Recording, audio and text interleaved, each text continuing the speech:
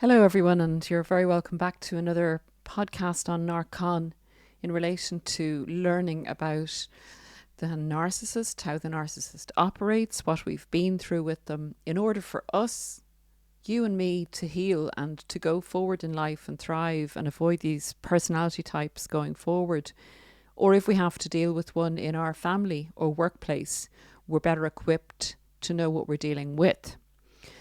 And that's the reason for this podcast. It's to give some tactics, some tactical, useful tools to deal with narcissists, whether we're at the end of a relationship with one or trying to get out of the relationship, or dealing with a divorce, a custody case, business, or whatever the narcissist is attacking us and looking for us to basically play into the role that they have assigned for us so that their campaign against us will be successful. And we're not going to allow that. So we're going to start off with some pretty basic tactics to scupper their plans, because narcissists are, if nothing else, very predictable. And they've practiced a kind of a little game plan to destroy another human being throughout their lives, particularly if you're meeting one in midlife or later life, that have generally, by and large, worked for them. Because people, in general, are unaware that there are many people who have the narcissistic personality disorder, or at least many more people than we may have thought were actually, many more people than we would have said are evil. We would have kind of thought, at least I did before I knew about this personality disorder and dark energy that accompanies it, I would have thought that, yeah, there's serial killers and there are people that commit crimes, etc., but they're a small percentage of the population. You have these guys attacking us psychologically and spiritually and emotionally and sometimes physically out there that go unmarked or unnoticed. So, let's get into, I think I have about 7 things written down that may help you, I hope will help, in your dealings with a narcissist if you're unfortunate enough to have to still be involved with one or you're escaping the clutches of one. We are not going to play into their trajectory and agenda. So the first thing I've got written down here in relation to useful tactics to win against a narcissist, and this is positive maneuver to win against a narcissist, is to avoid rabbit holes. And if anyone doesn't know what a rabbit hole is with a narcissist, it's when you ask the narcissist a question that the narcissist does not want to answer. And generally the question you may be asking would be to hold them slightly accountable for something or to ask them, were they involved in something? But it's definitely something the narcissist would rather not answer. The narcissist will then try and deflect you from the question by emotionally entangling you or emotionally triggering you by taking you off in a different direction. And what I mean by that is you'll ask them a question and their response to that would be, you seem quite tired today. Why are you asking that? Did something happen to you on the way here? And that generally, they'll generally pick something that they know will trigger you. And if you say to them, well, I'm not tired at all, like, why are you saying that? Then they'll say, well, yesterday when I was on the phone to you, you weren't in good form at all.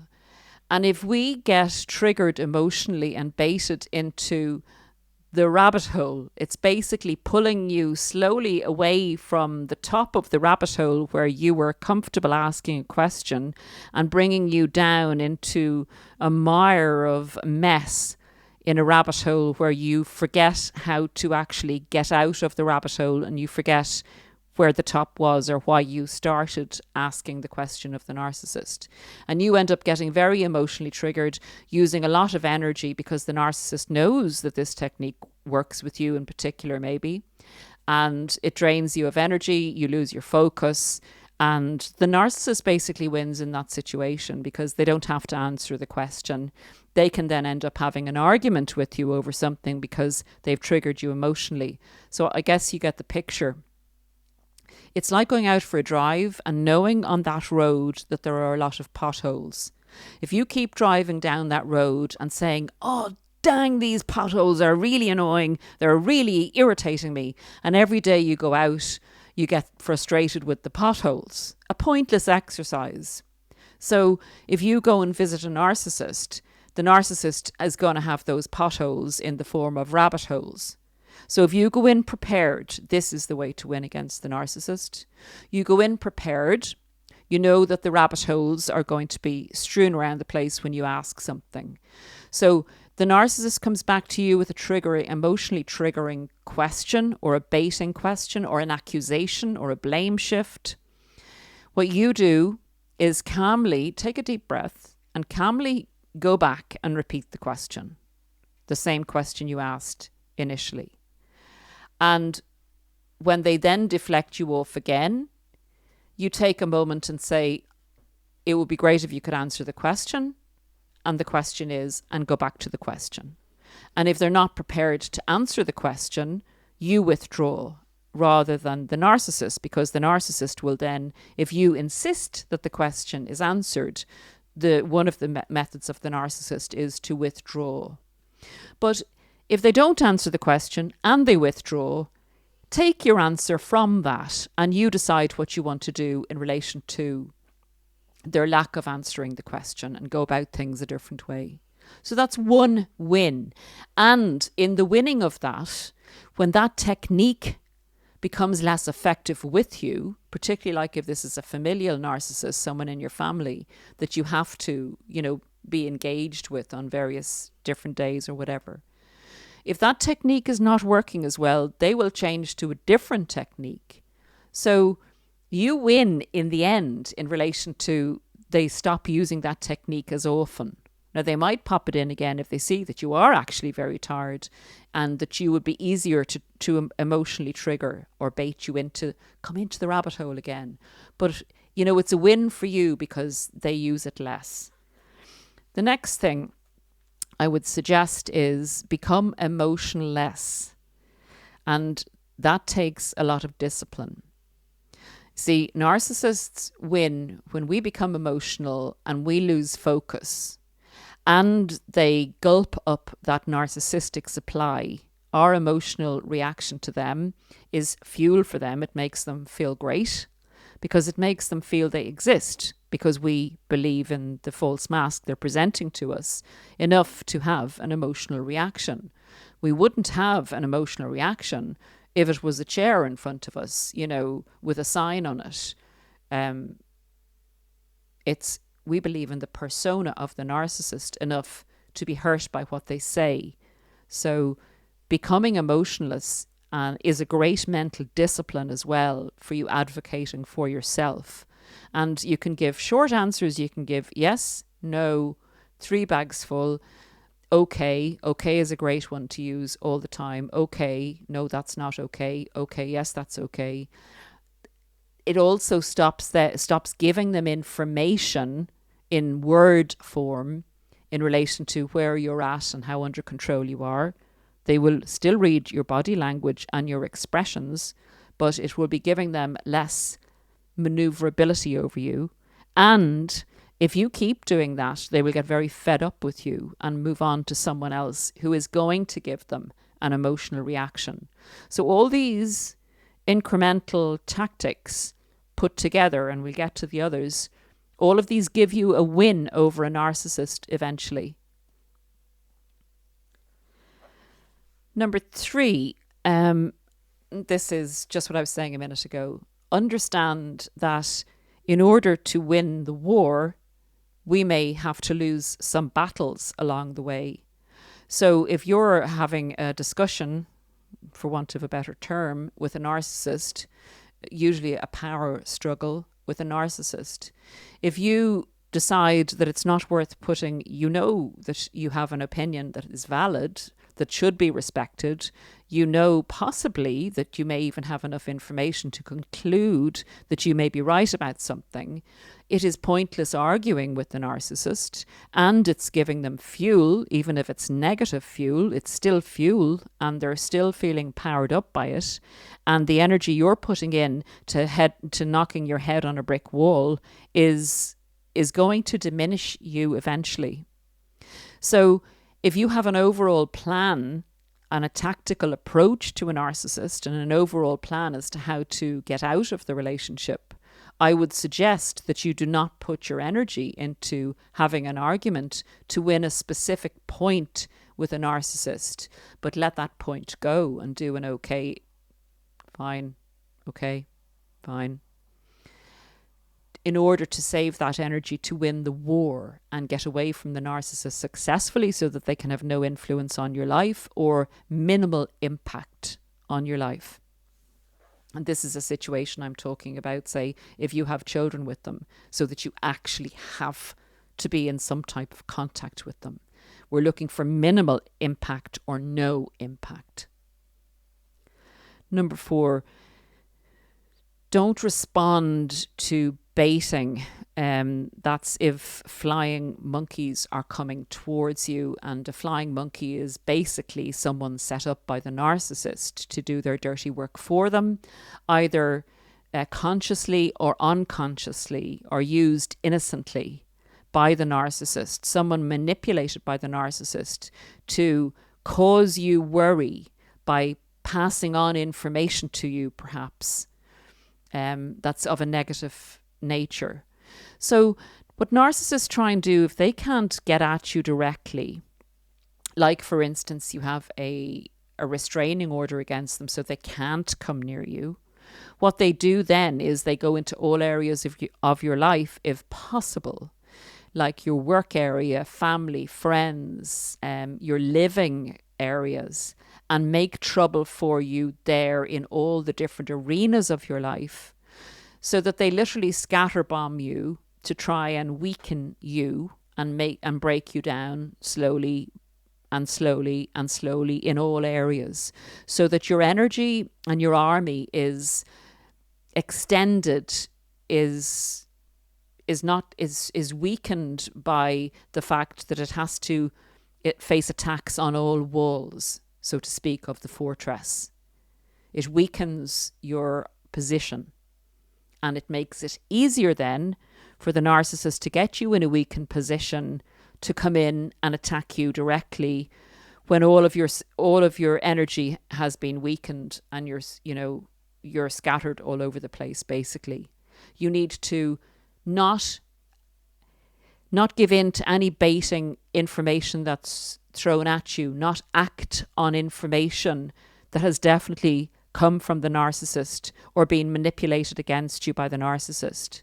So now they may have caused a situation in your work scenario. What you're not going to do is go and tell the flying monkey what you're going to do about that or how you feel about that. And if the flying monkey comes looking for a reaction to that, you don't do it. And you don't contact the person the flying monkey was talking about. It's as you act as if you didn't hear that information. And then you make a plan in relation to how to deal with that information best in the wider overall picture. So if it's a court scenario, and I had this recently in coaching, you'll know if you're watching, if it's in a court scenario, you discuss a strategy with your solicitor or your life coach, and you decide how you're going to approach this particular baiting of the narcissists, baiting you into playing a part in their agenda, which is going to get you into trouble in the long run, or has a possibility of getting you into serious trouble, because they have a plan. They're hoping to entrap you into acting in a certain way that they will use against you at the finishing post.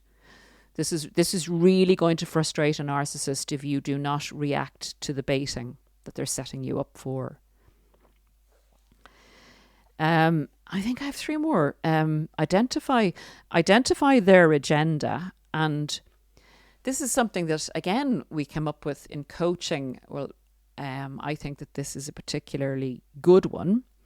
And it can work very effectively when you are playing against a narcissist, particularly in a negotiation procedure. Narcissists, as we know, will focus on what you don't want. So a small example, you're getting into a relationship with a narcissist. At the beginning of the relationship, you say, listen, I'm a very tolerant person. I can take a whole lot of things that I don't react to or whatever. There's just one thing that is drives me crazy. And that's, let's just take a stupid example. That's if you leave the gate open. In the devaluation, the narcissist will continually leave the gate open. Anything, the information you're giving them, what you focus on, they will focus on. So alternatively, in a negotiation process, if they know that your one non-negotiable is a certain thing that you really, really want, their minds will go, well, that's what she's not having. I'll give her, I look like I'm a real fair person by saying you can have this, you can have this, you can have this, but you can't have that. And that's what you want. That's your non-negotiable. So I've come up with this term and I think it's useful.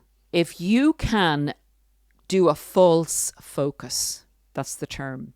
If you, in negotiation, can focus on something that you actually don't want, now you'll have to do this in cahoots with your solicitor, say that this is the strategy plan. It's a narcissist and I'm trying to maneuver them so they think that this is what I want, but in actual fact, it's that I want. But we're going to put false focus, so the narcissist is going to do their best to not allow you to have what you say you want, but you actually don't want. And they'll give you then what you do want by default. That's the plan. It may not always work, but it's a tactic, and I think it's a good tactic, and I hope someone will get value and benefit out of it from hearing it here and put it into practice. Please let me know if it works for you. I would be delighted to hear of your success. Number 6, deflect with... Sometimes I can't read my writing. Sorry, guys. Deflect with concern for the narcissist. Oh, yeah. Okay. So if you get a flying monkey, coming to you that is not someone you can brush off, they just won't go away. They're actually very direct and they've a hard neck, basically. And they come up to you and they say, well, this is what the narcissist said or something. So what do you have to say about this? And instead of, saying, I don't want to talk about it or getting, annoyed or whatever, or even if you say, I'd rather not discuss it, and they say, well, I think, they did say this, so if you don't want to discuss it, I think that must be true, or whatever. And you just say, look, I'm really concerned about the narcissist and their state at the moment and their mental health, and I would rather not get involved because I can't understand what's going on, but something's not right there, and I hope that they're okay. And I know that sounds pretty kind of, in one respect, devious, but this is a battle with the darkness.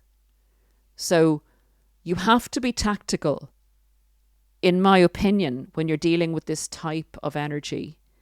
And they're doing a kind of a presentation of how you look in whatever area you're working in. If it's your workplace in particular, and they're trying to present you as being crazy or vicious or angry at them or obsessed with them. That's generally, they're so predictable, that's generally what they try and get people to believe. So if you come back in a very measured way and say, look, I'd rather not talk about it. I'm just trying to get on with my own stuff. And if they insist, then you say, I am concerned about this person because something seems to be wrong. They don't seem to be in a good place at the moment. They seem to be very focused on me and then a few other things, and I'd rather not discuss it. I hope they're okay. Not crazy, eh? Doesn't sound crazy to me if you give that type of response. or angry or anything other than pretty stable, pretty focused, pretty human. Okay, the very last one I have, and I think this is the most effective, the strongest, the most beautiful, actually. If you have been through the ringer with a narcissist, the best way you can win is, yes, implementing all these tactics with different situations and different approaches to the narcissist that they're not expecting you to take. They don't know they're a narcissist. They may not even know they're a narcissist themselves. They just want to win. They want you destroyed and they want to win. So that's all they're focused on. So they're going to be flummoxed when their battle plan is not working the way it normally works with people. And they thought they knew you, but they don't. Because now you know that you are fighting an enemy, and you know you're now in a war, and you know, whereas before you didn't know you were sleeping with the enemy, and you didn't know it was a war. So with that information, the narcissist will have obviously refocused your opinion of yourself, your self-esteem. They'll have tried to change your life view, interfere with your other personal relationships to try and isolate you from people. So if you can come back to center and refocus on yourself and actually decide in the moment, who do you want to be? Who do you want to be now? Not the sum of your experiences in the past, not the sum of who the narcissist said you are, but who do you at your soul level want to be now? Decide that and focus on being that person and make that your reality. Because we need a strong core. We need to know our position in this war. We need to know who we are. We can't go, I'm not sure if I can do this. I don't know who I am. Very, very understandable. But that will not win you the war with the narcissist. So regroup, get all that energy and strength, all that intelligence, all that beautiful humanity that you have inside you. Speak with your soul. Decide who you are. Focus on yourself. And from a position of strength, you will extract yourself from that narcissistic energy and the baiting and the rabbit holes and the smear campaign and the grooming of the narcissist as to you losing yourself and your identity. And you will win against the narcissist. It may take a while, but you will win. The truth always rises, so you rise with it. That, my friends, is, in my opinion and my experience, the way to win against a narcissist. That's it for now. Have a great day, and we will see you again very soon. Take care of yourselves, and thank you for listening.